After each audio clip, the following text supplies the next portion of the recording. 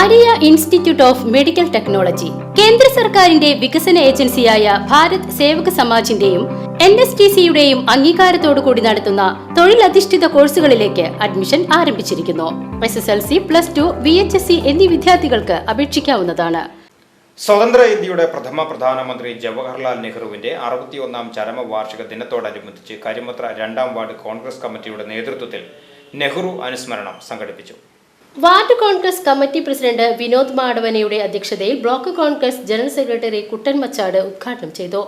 ഭാരവാഹികളായ Santhosh Arakkattu, James Kundukulam, A Basheer, KC Sebastian എന്നിവർ സംസാരിച്ചു. AB Ashiq, PJ Rinchu, AB Sanjay, TD Chacko, PJ Johnson, CP Ouseph, PJ Sharon, PT Varghese, KK Lakshmanan, PT Biju, PP Thomas, AP Jose തുടങ്ങിയവർ പങ്കെടുത്തു.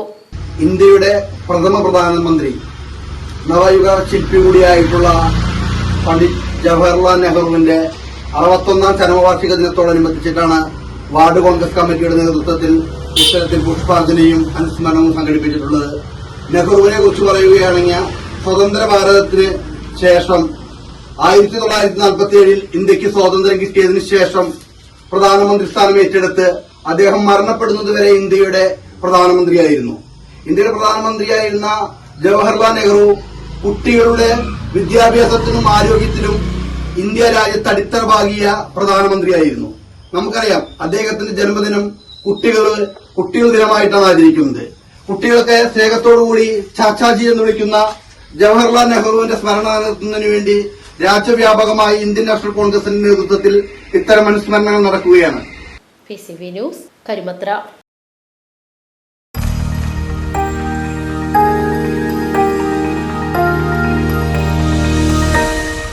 You are watching VCV News.